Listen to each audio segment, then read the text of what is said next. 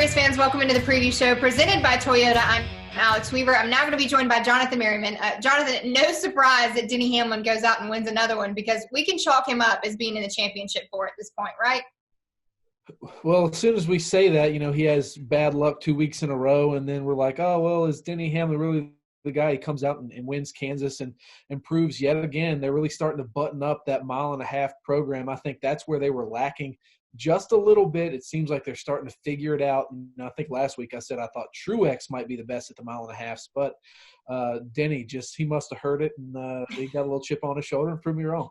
Yeah, all because of you. Well, we know the drivers have been looking forward to this little bit of off time because they were going through a 4-race period in 12 days. So nice to turn the page now and take a little break before New Hampshire. But what can we expect from up north in New Hampshire?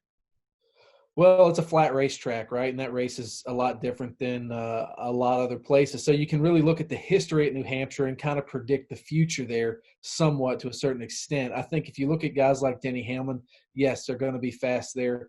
Joey Logano tends to run well there. That's a home racetrack for him. But the guy I have my eye on is Kevin Harvick. Rodney Childers and Kevin Harvick work really well off of notes. You look at the past 2 years, they've won both of the races there. So I think if you're going from the notebook, Kevin Harvick and Rodney Childers will be fast off the truck. All right. Well, no surprise that you pick one of the best ones in the field. Come on now. Well, I mean, you really can't argue with a guy swept last year. He's got multiple wins again this year. So, it could come down to the 4 and the 11. I don't think anybody would be surprised. We're getting into that hot period. This is the first race of the month of August, and that summer heat streak is serious now when it comes to determining your fate in the playoffs. So who are you worried about that has to really turn the page in the month of August, starting with New Hampshire?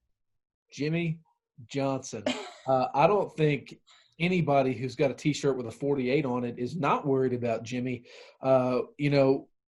When he causes incidents for himself and when he can't avoid other people's mess, it's the perfect storm right now.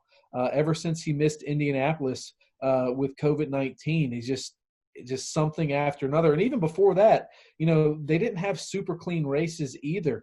But the past couple of weeks, it's just been brutal. And look, another guy that needs to watch out is William Byron. You got Eric Jones breathing down his neck.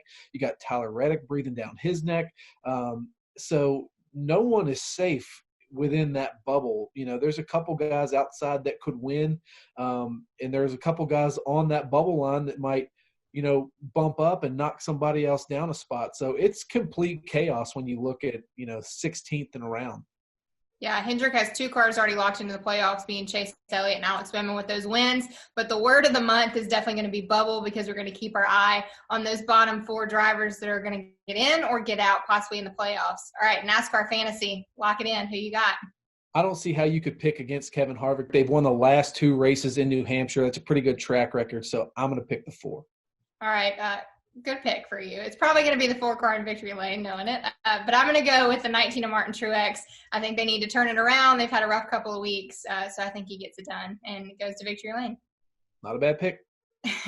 All right, well, to make it to the playoffs, you have to get through the month of August, and that starts on Sunday at New Hampshire Motor Speedway. Tune into that 3 p.m. on NBCSN, and we'll see you guys right back here next week.